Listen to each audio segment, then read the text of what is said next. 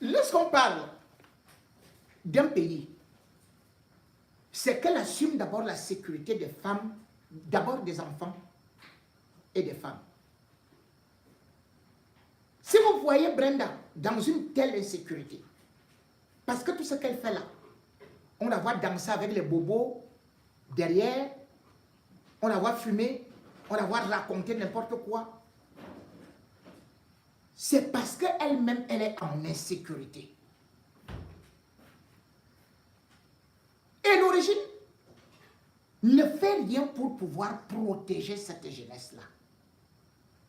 Parce que de plus en plus, on voit des actes de barbarie et d'infanticide, de féminicide se multiplier. L'actualité tourne d'ailleurs sur une jeune fille, une petite fille, une fillette.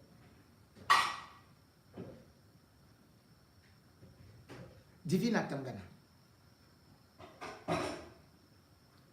Son histoire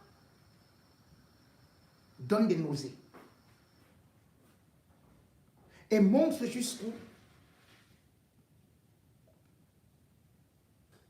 notre pays est en train de sacrifier la gente féminine.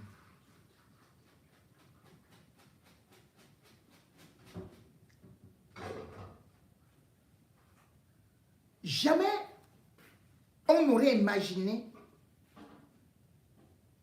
autant de crimes.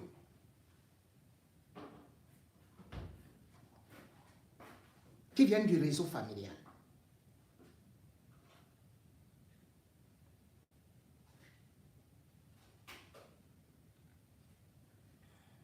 Divina Tangana, 11 ans, s'est donc retrouvé entre les mains d'une association de malfaiteurs dirigée par un père, qui d'ailleurs a utilisé d'autres enfants pour la piéger. Et c'est là où vous regardez et vous voyez le danger.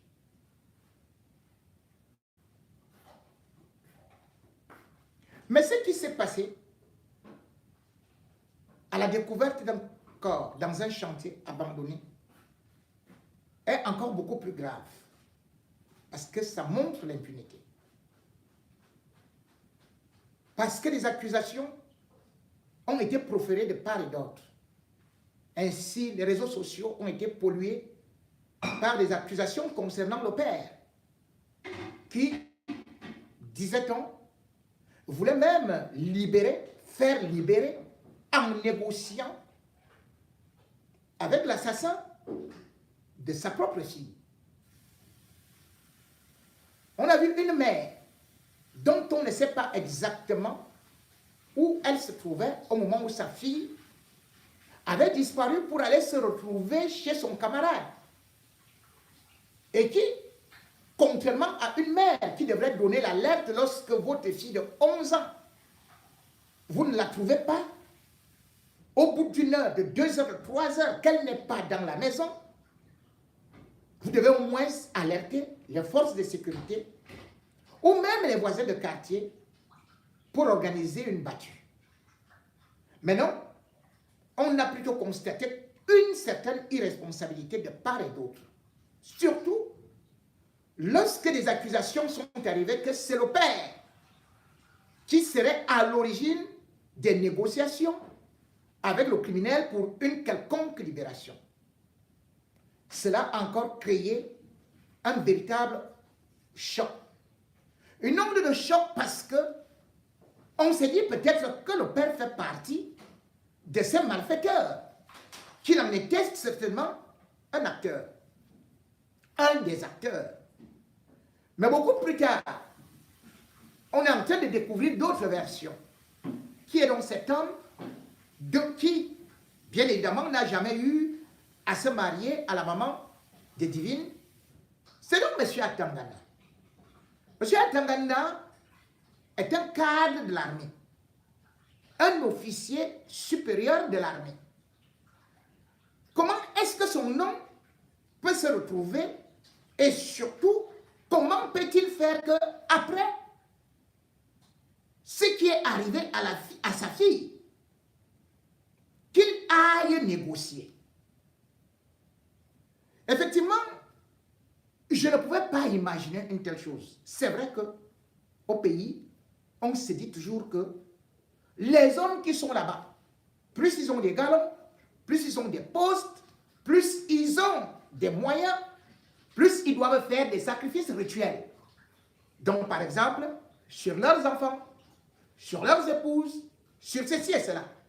J'ai moi-même cru en ça. Mais en recoupant les informations, il se trouve que ce père, peut-être, n'a rien à faire par rapport à toutes les récriminations et toutes les accusations qui ont été faites. Je vais vous laisser un témoignage d'un jeune qui, lui, au moins donne des vraies leçons au niveau des réseaux sociaux. Non seulement pour la formation, mais aussi pour les investissements.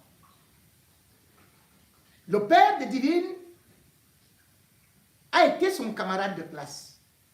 Et il a donc eu le temps de pouvoir recouper aussi et de nous apporter d'autres éléments pour que nous réfléchissions avant de pouvoir aussi accuser. Divine, lui, c'est une force divine. C'était une fille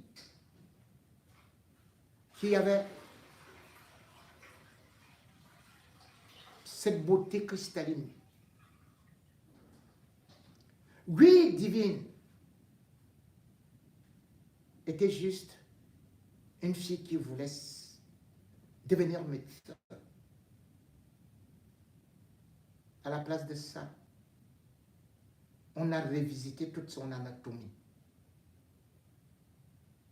On a détruit toute son anatomie. Elle est devenue, en une nuit, un outil de ping-pong, un objet de jeu sexuel macabre et de rituels sataniques.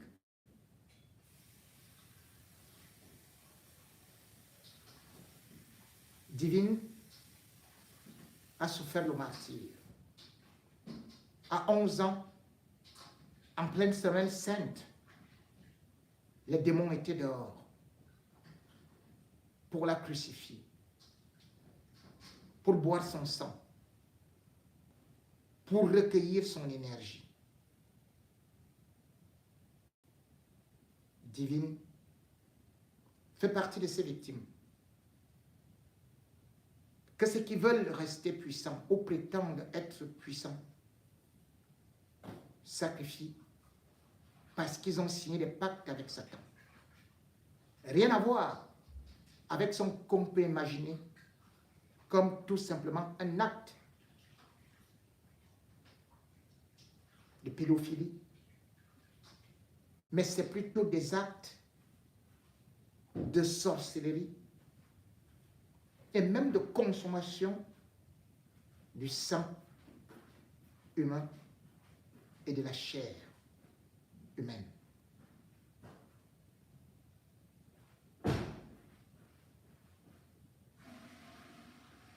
Ça pourrait faire des films d'horreur. Et d'ailleurs, déjà dans ces images, vous allez voir que cela est raconté comme dans une bande dessinée. Et pourtant, c'est la réalité. Notre pays ne connaît plus l'humanité. Les parents que vous voyez en veste, cravate, et qui rôdent autour de vous, de vos maisons, et qui ont signé avec le diable, se transforment vraiment en Satan devant vos enfants. Divine a été vidée de son sang. Divine a été vidée de son avenir. Divine a été sacrifié.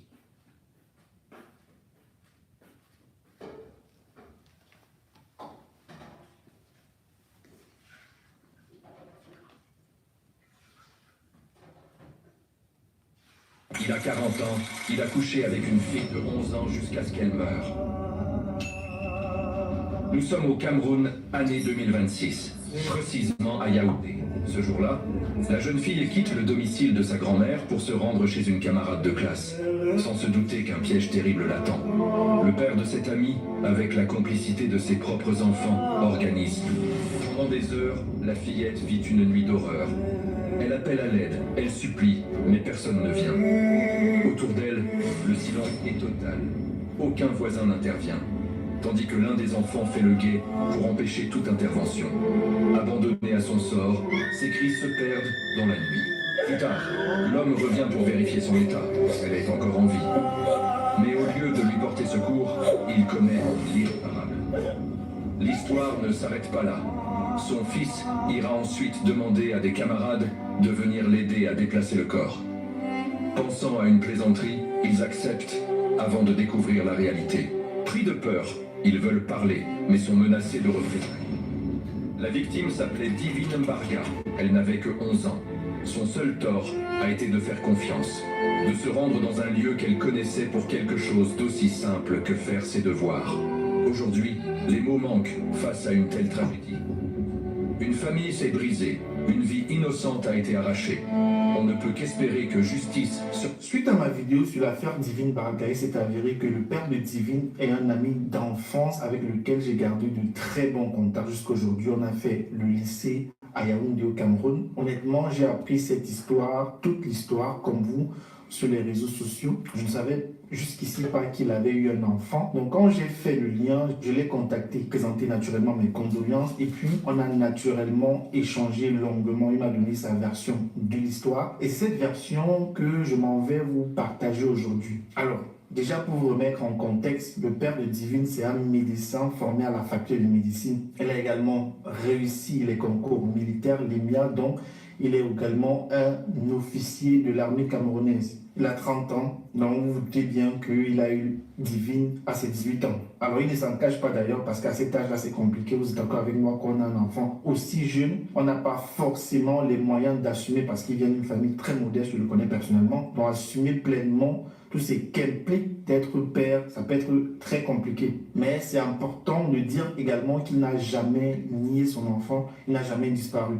Et d'ailleurs, la famille maternelle de Divine lui avait d'ailleurs donné son nom. Alors, comprenez bien, il s'appelle Atangana. Normalement, c'est un fait qui devait couper court à beaucoup de choses qu'on dit aujourd'hui sur les réseaux sociaux parce qu'on sait que chez les Bantous, dans la culture Bantou, on ne donne pas son nom à un enfant qu'on abandonne. C'est un acte de reconnaissance. Et d'ailleurs, les échanges qu'il m'a partagés prouvent le contraire. Du moins, j'ai l'intime conviction qu'il n'est pas le père irresponsable qu'on présente aujourd'hui sur les réseaux sociaux. Maintenant, on dit sur les réseaux sociaux qu'il n'a jamais pris soin de l'enfant. Alors lui, il m'a dit le contraire et pas juste des mots, il me l'a prouvé en m'envoyant des factures, des conversations avec la mère de Divine. D'ailleurs, je vais vous les montrer ici. Voici d'ailleurs certaines captures d'écran, des conversations entre lui et la mère de Divine. Et là, vous pouvez lire vous-même que la mère de Divine le remercie, elle le remercie explicitement de prendre soin de leur fille. Et lui, il répond naturellement, c'est normal, c'est son devoir en tant que père. Là, ce ne sont pas mes interprétations, ce sont les mots qui sont utilisés dans leurs échanges. Alors, il a également régulièrement payé les frais de scolarité de Divine. D'ailleurs, si on regarde ce message-ci, vous voyez que la mère de Divine lui réclame la quatrième, je sais pas, la dernière tranche en tout cas de scolarité. Alors pourquoi est-ce qu'elle réclame la dernière tranche? Très probablement parce qu'il a payé les autres tranches. Parce qu'on ne demande pas à quelqu'un de payer une tranche si la personne n'a pas payé les tranches d'avant. Du moins de cette manière-ci. Ça n'a tout simplement pas de sens. Et les autres factures liées à la santé de l'enfant, parce que l'enfant avait des problèmes de santé également, un problème de santé qu'il y a dans la famille. C'est d'ailleurs lui qui souvent gérait ces frais-là. D'ailleurs, je vous montre quelques reçus ici qu'il m'a envoyés. Et ensuite, dès le premier jour de la disparition de Divine, parce que c'est sa mère qui avait voulu taper Divine, mais elle, je ne vais pas entrer dans les détails ici, c'est pas très pertinent pour la suite de l'histoire. Mais dès le premier jour de la disparition de Divine, il a été informé. Vous pouvez d'ailleurs le voir sur cet échange-ci. Et c'est lui ensuite qui a amené l'enfant à la morgue. C'est lui qui a payé et signé les rapports d'autopsie lorsqu'elle a été retrouvée décédée. C'est lui qui a pris tout en charge, c'est-à-dire, vous pouvez voir ici, que ce soit les factures, à la morgue, l'autopsie, l'avocat, tout, c'est lui qui paye. Donc, à chaque étape, c'est lui qui est consulté, même lorsqu'il faut voir le procureur de la République, j'en parlerai d'ailleurs un peu plus tard. Et quand il voit donc plus tard que le suspect est entre les mains de la police, et que rien ne bouge, et que 6 jours plus tard, 6 jours, le gars est détenu, et que la procédure n'avance pas, c'est lui qui prend un avocat. Donc, l'avocat saisit le procureur de la République, et le procureur de la République donne maintenant l'ordre à la gendarmerie d'aller récupérer le suspect pour mener les auditions correctement. D'ailleurs, voici le document, vous pouvez voir ici. Naturellement, je cache certaines informations personnelles, sensibles, mais le document est signé du procureur de la République, daté du 27 mars 2026, avec son nom comme plaignant. Donc, pendant que sur les réseaux, on le présente comme un père absent, lui, il est littéralement chez le procureur en train de pousser l'enquête vers l'avant. Et c'est là qu'il y a vraiment un grand décalage entre l'histoire qu'on voit sur les réseaux sociaux, qu'on entend sur les réseaux sociaux, et la réalité que lui présente avec ses preuves, bien entendu. Alors, forcément, la question se pose. Pourquoi est-ce qu'on entend cette version seulement maintenant? Pourquoi est-ce que sur les réseaux sociaux, c'est un autre récit qui circule? Eh bien, voilà ce qui s'est passé en fait après la mort de Divine. C'est la mère a publié plusieurs vidéos. Elle a publié naturellement cette vidéo qui tourne actuellement énormément, là où elle interpelle Chantal Biya, elle interpelle les affaires sociales, bref, les organisations pour lui venir en aide. Elle dit qu'elle n'a personne, qu'elle n'a rien, il faut qu'on l'aide. Et lui, il n'a pas supporté cela. Pas par manque de cœur, pas du tout, mais parce qu'il estime que ce n'est pas comme ça qu'il faille que les choses se fassent. Il m'a dit, tu prends un avocat, tu portes plainte, tu suis la procédure. Voilà, en tant qu'officier de l'armée camerounaise, tu ne fais pas de la mort de ton enfant un appel à la pitié sur les réseaux sociaux, sur Facebook. Et là, il faut comprendre aussi le contexte. Comme je disais tantôt, lui, il est un officier de l'armée. Il a reconnu son enfant, il s'occupe de son enfant, paie les frais de scolarité, toutes les autres charges et tout. Et ça veut dire que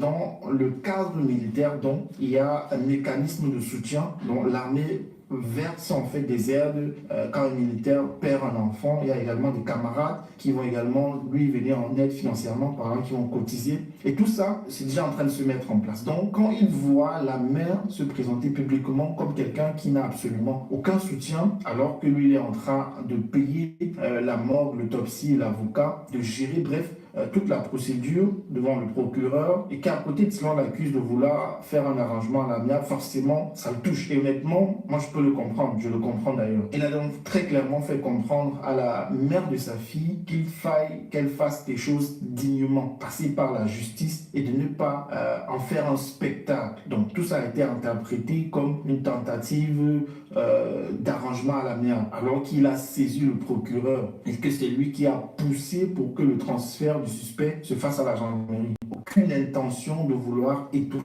l'affaire. Il voulait que l'affaire, cela soit réglé tout simplement dans les règles. Et puis encore un truc qu'il m'a dit et que je préfère mentionner maintenant parce que ça fait partie également du tableau. La mère de Divine en fait a eu un autre enfant, c'est-à-dire depuis l'enfant encore en très bas âge, ce qui signifie qu'il y a un autre père dans l'histoire. Mais malgré ça, la grand-mère de Divine, c'est-à-dire la mère de la mère, lui demande en fait de lui acheter le téléphone parce qu'il a les moyens, parce qu'il est officier. Il a fait comprendre, écoute, j'ai toujours pris soin de mon enfant, j'ai les preuves, j'ai les factures, elles sont là, mais je ne suis pas non plus le portefeuille de toute la famille. La mère de Divine aujourd'hui a un autre homme dans sa vie, ils ont un enfant ensemble, ce n'est pas à moi de financer l'achat de son téléphone. Et un autre point qui le touche profondément et que je comprends tout à fait, c'est qu'il y a aujourd'hui une pétition qui circule, une pétition, alors que lui, il a déjà porté l'affaire devant les autorités, il a déjà saisi les autorités compétentes, il a saisi un avocat, il a obtenu un ordre du procureur, il a déjà un transfert du suspect qui a été fait à la gendarmerie. Donc les procédures judiciaires sont en cours, elles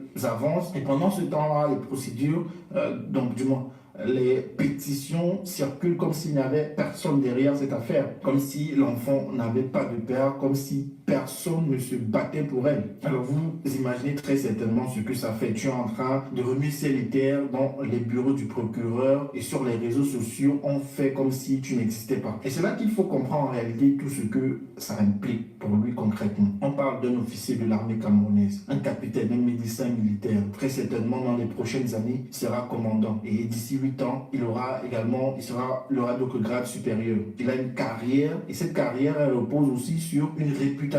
Et quand on te présente déjà publiquement comme un père absent et irresponsable et que les pétitions circulent avec ton nom associé à une affaire aussi grave que ta propre famille est exposée sur les réseaux sociaux, eh bien, vous vous doutez bien que ça ne reste pas sans conséquences. Dans le milieu militaire, ce genre de choses remonte et ça succède et ça peut tout simplement freiner ta carrière, voire la briser tout simplement. Et c'est ça qui est difficile à avaler parce qu'au fond, quand tu regardes froidement la situation, il y a quelque chose qui ressemble à de l'instrumentalisation. On prend un drame, le pire drame possible, la mort d'un enfant, et au lieu de laisser la justice faire son travail, de laisser la justice travailler, on transforme ça en campagne publique. On lance des appels, on lance des pétitions, on organise des panels sur les réseaux sociaux pour dénigrer. On se présente en victime sur les réseaux. Et derrière, celui qui paie, c'est celui qui agit, c'est celui qui porte plainte, c'est celui-là qu'on est en train de salir. Logiquement, il y a un moment où il faut se demander, est-ce que tout ça, c'est vraiment pour Divine?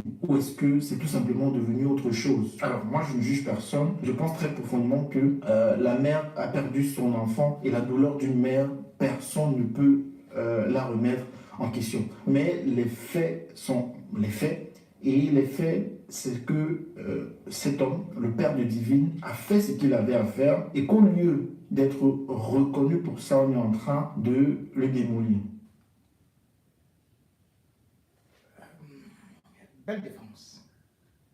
Cependant, ce n'est pas une simple affaire comme on peut l'imaginer lorsqu'on voit la succession d'événements, de meurtres, d'infanticides, de féminicides qui interviennent au Cameroun depuis un certain temps.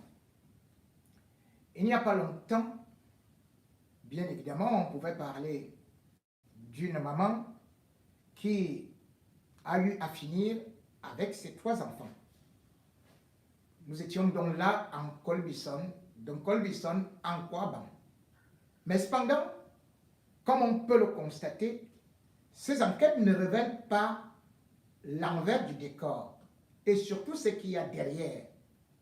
Parce que tout ce qu'il y a derrière aujourd'hui, même si on voudrait juste prendre ça comme des criminels pathologiques, si on voudrait prendre ça comme des pédophiles incarnés, une chose est sûre, aujourd'hui, c'est que le Cameroun vit une période où le diable a véritablement envie de ces sacrifices rituels. C'est presque à chaque fois que le régime est en difficulté que vous allez voir n'importe quoi venir et surtout ces actes se multiplier. Certains ont lu le livre du petit ami de Paul Biya et Balangounou, où il parlait déjà de ces sacrifices qui venaient parfois de très loin, de ces gens qui sont aussi attachés à ceux du palais. Parce qu'on ne pourrait pas comprendre comment un père de famille peut organiser un tel rituel. Et quand on essaie de regarder justement, d'examiner la dépouille, on se rend compte que ça ne s'est pas limité tout simplement à des actes, à des rapports avec la victime. C'est aller au-delà. C'est ce que Tite Sédoua lui également explique dans son livre.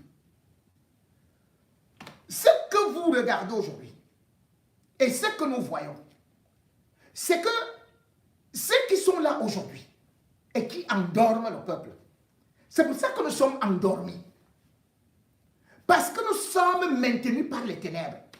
par des pouvoirs de l'au-delà, par le diable lui-même, il n'y a pas moyen de se détacher des chaînes. Parce que par des liens de mendication, de sacrifices rituels, ils tiennent le peuple comme des cadavres. Et ceci ne date pas d'aujourd'hui. En 1916, déjà, le Cameroun faisait partie des pays réputés pour le cannibalisme filial. La mendication dont parle Titi Sédouan. Parce que vous allez voir Dimpo, qui était un colonel à l'époque, qui justement avait commis un livre en 1921 où il parlait des hommes panthères qui prenaient le pouvoir au Cameroun. Il avait publié cet ouvrage en 1921. Parce que cela vient juste couronner lorsque, bien évidemment, il y a déjà la domination qui viendra avec certaines personnalités en 1930 et qui vont arriver au Cameroun et qui vont commencer à former nos élites à la mendication, au cannibalisme, au sacrifice des petits-enfants. À Douala, à cette époque, donc, on va assister à un phénomène incroyable. C'est ce phénomène, parce que là-bas, c'était la capitale. On va chaque jour trouver soit un père, soit une mère qui a fini par killer son enfant. Et il y avait des bébés, des petites filles, un peu partout qui étaient complètement, détruites. Des cadavres qu'on ne comprenait pas qu'était cette qualité d'épidémie. Et d'ailleurs, vous pouvez relire ce livre qui est rare à retrouver, Les hommes panthères du Cameroun. On parlait du pouvoir parce qu'à l'époque, la capitale y était. Et comment est-ce qu'ils avaient donc fait ce pacte satanique? C'était, bien évidemment, où on leur expliquait que par la mendication, on trouvait des petites filles, on trouvait qu'on segmentait, on enlevait certaines parties et on mangeait, on avalait, on ingurgitait. Et on avait bien sûr ces rapports que vous voyez aujourd'hui. C'est pour cela que lorsque certains appellent les Atangandji et comme ça, mais vous vous trompez. Parce que ce régime satanique se renouvelle et surtout tient son pacte avec le diable par ces actes-là.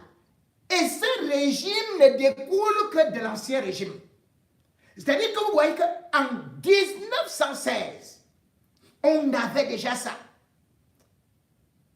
En 1936, c'était les mêmes choses. C'est-à-dire qu'on trouvait des gens, et il y a eu des missionnaires qui ont écrit des livres concernant des pratiques horribles qui se passent au Cameroun. Mais qu'est-ce qu'on a fait plus tard? On nous a tout simplement raconté que c'était les gens de tel ou tel endroit, les Macas, qui consommaient de la chair humaine. Et on en est resté là. Mais jusqu'à aujourd'hui, contrairement aux histoires de Bokassa et consorts qu'on raconte souvent que c'est en République centrafricaine que pour avoir le pouvoir, ils mangeaient de la chair humaine ou bien passaient par des sacrifices.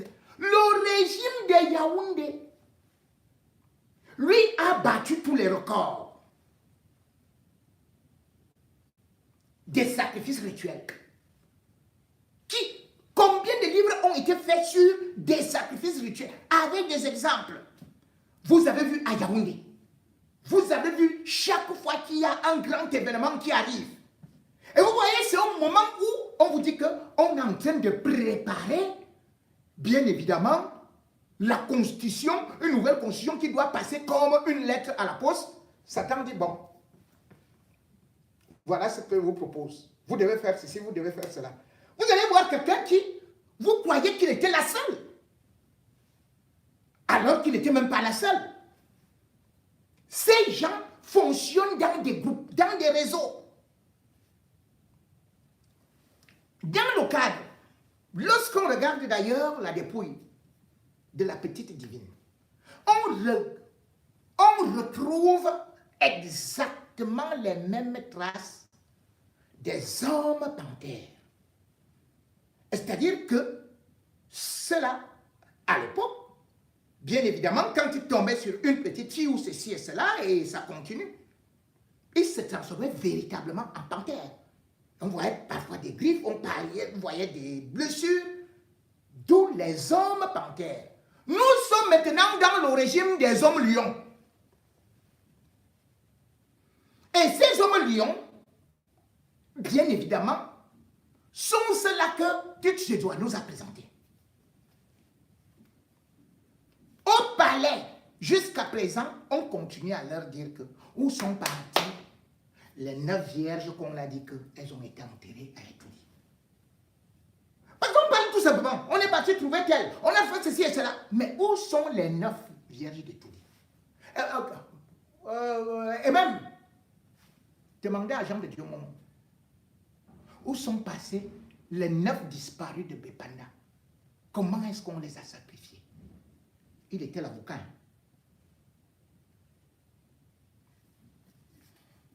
C'était donc pour vous dire que ces crimes qui ne sont jamais, vous ne comprenez pas les mobiles, mais c'est seulement affiché comme ça. Vous voyez des jeunes petits enfants, des petites filles, des petits garçons qui subissent ça. Vous n'allez pas, bien évidemment, comprendre pourquoi est-ce que ces gens, qui apparemment sont bien portants, avec des belles vestes, ils ont étudié, ils ont parfois de bons postes, ils paraissent sérieux, ils ont eux-mêmes des enfants avec femmes. Mais comment est-ce que tu peux te retrouver en train d'être aussi violent sur une fille de 11 ans, un bébé qui ne t'a rien fait? Si ce n'est pas un rituel, si ce n'est pas du satanisme, comment tu peux faire que tu rentres, tu reviens de 3 ans? Mais c'est hallucinant. Juste parce que ce sont des gens qui tirent cette énergie. Et ce cannibalisme, d'ailleurs, même jusqu'à présent, on en continue. Parce que vous allez voir, dans son exposé, tout de suite, disons mon nom, essaye un peu de vous expliquer, c'est vrai que vous pouvez un peu vous perdre, mais vous allez comprendre que entre les événements qui se jouent maintenant et les assassinats qui se font dans notre société, en prélude au changement de la Constitution et aussi à la nomination d'un nouveau vice-président, d'un remplaçant à Paul Biya, il faut faire des sacrifices, il faut l'offertoire à Satan, il faut renouveler le contrat avec Satan. D'où tout ce que vous voyez là actuellement, avec les enfants, avec les femmes, et dont le gouvernement n'a jamais trouvé de solution, puisque c'est un régime du roi lion, c'est-à-dire un régime cannibale. Mes chers compatriotes, bonjour. Je ne voulais pas entrer dans ce qu'on peut appeler des problèmes de société, des crimes d'enfants, des crimes, des parricides, des infanticides et des féminicides.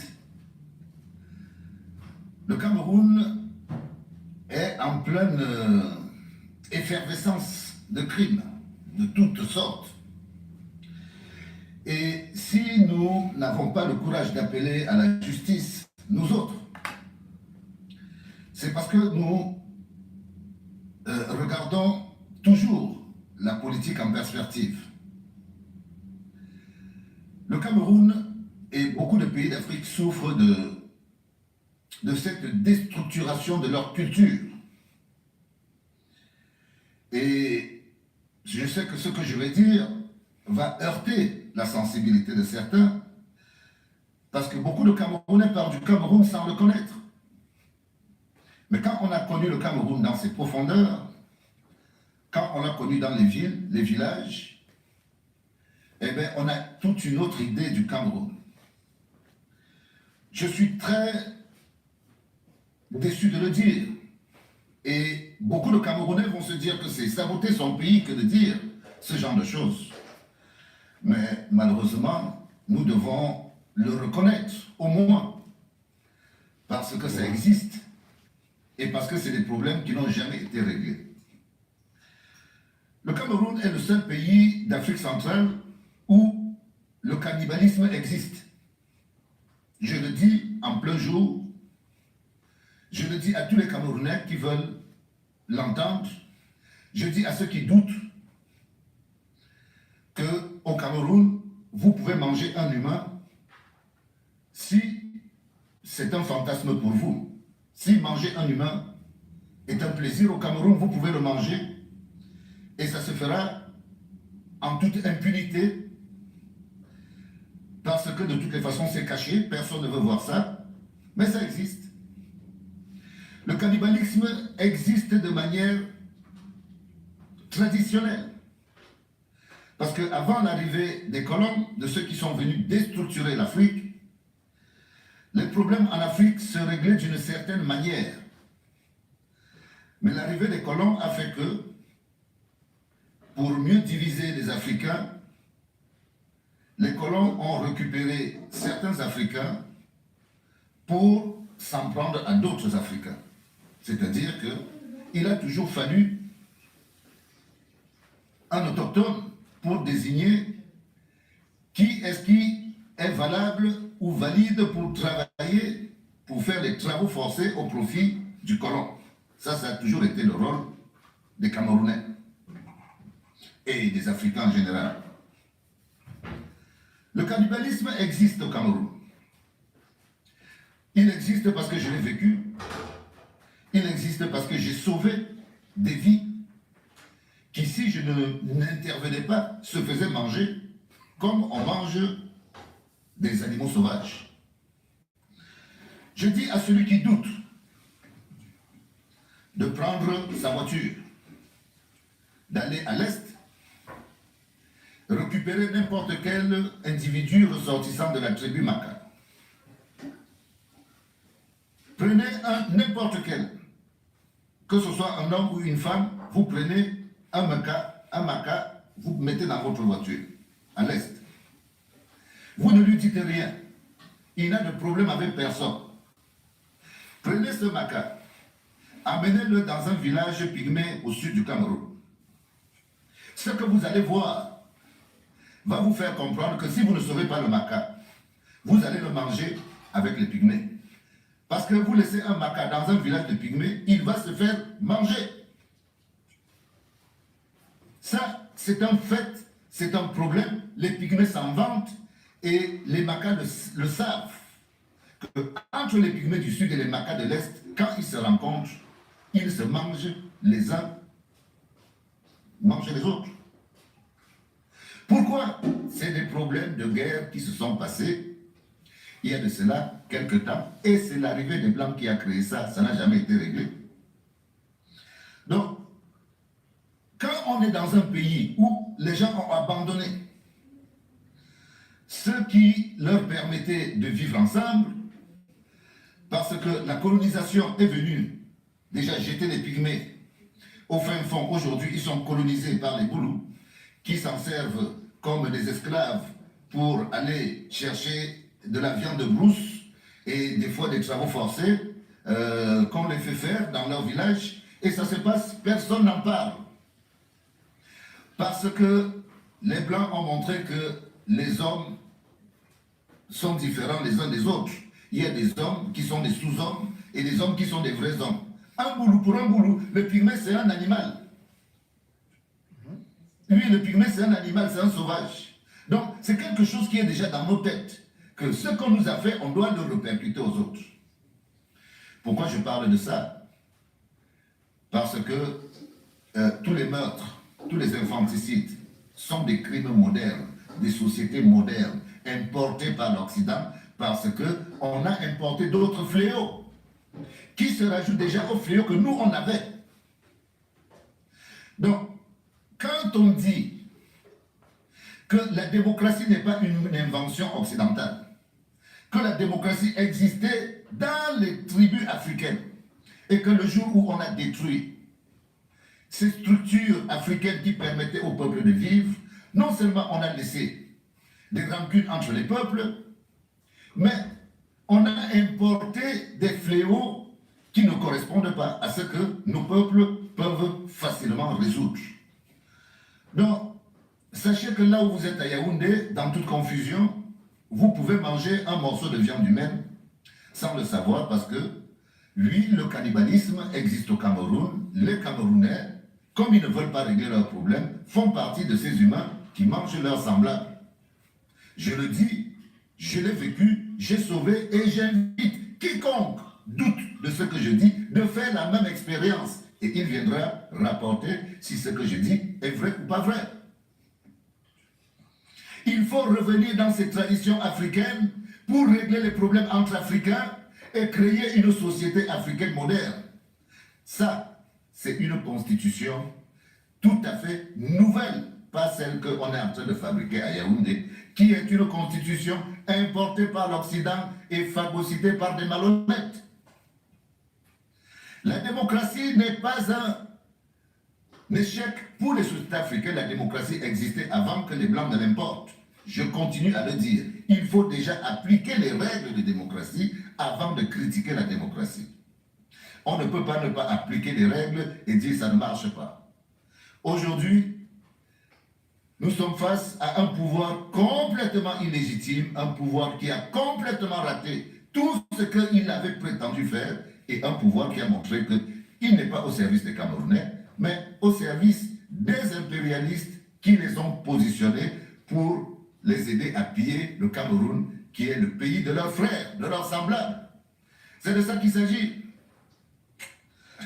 Donc, la Constitution, nous, on va en parler parce que la Constitution, c'est un mode d'emploi. On utilise des grands mots, mais c'est ce qui va permettre, c'est ça qui permet à tout le monde de vivre dans un espace sans qu'il y ait de conflit. Cette Constitution que vous êtes en train de faire, c'est une Constitution à conflit. Elle va créer des conflits parce que vous n'avez même pas la légitimité de changer la Constitution. Donc, nous, on continue, on dit à tous ceux qui sont vraiment aux âmes sensibles, qui se plaignent de voir qu'il y a des crimes à tout va au Cameroun. Les crimes au Cameroun, malheureusement, vous savez que les Bantous, c'est le seul peuple au monde qui arrive à vendre ses propres enfants. Je ne connais pas d'autres peuples qui vendent leurs enfants. Mais on voit que les Bantous, eux, ils vendent leurs enfants. Ils les mettent dans des sacs, ils les vendent. Comme si on vendait des vulgaires marchandises. Chez nous, les Boulous, on dit que mon Dieu, bon bien, ça, c'est la mentalité du Bantou. Pourquoi? Parce que chez nous, nos enfants, à la limite, pour l'idéologie Bantou, n'ont pas de valeur. C'est pour ça que Paul Biya peut se permettre de traiter tout le monde comme si on n'avait pas de valeur. On n'a pas de valeur à ses yeux, on est des sujets, et à la limite, il rend compte aux Blancs. Le pape arrive, on répare les routes. Quand le pape n'est pas là, vous pouvez rouler en charrette dans vos vieux tacos, ça ne regarde pas Paul Biya. Pourvu que d'étudier jusqu'à l'aéroport ce soit goudronné pour qu'il puisse prendre son avion et venir dans son pays choisir la Suisse. Mes chers compatriotes, c'est tout le peuple. Comme on dit souvent, jamais 203. Certains disent que Issa Tiroma c'est Paul Biya. Est-ce que John Fundi c'était Paul Biya? Quand ils ont phagocyté de 1992, est-ce que c'était Tiroma? Ils disent que Tiroma est venu parce qu'il s'est arrangé avec Paul Biya. Est-ce que c'est Tiroma qui a gagné en 2018? Quand ils ont phagocyté 2018, est-ce que Tiroma était candidat? Aujourd'hui, Tiroma lui-même est candidat. Il a été candidat, il a gagné. S'il n'est pas présenté, si le peuple accepte de se faire bananer, comme il a été banané en 92, comme il a été banané en 2018, si le peuple dit qu'il se fait une fois de plus entubé en 2026, suite à l'élection de 2025, nous on a dit ce qui va se passer, c'est que c'est le sacrifice des enfants pour les 5 décennies qui arrivent.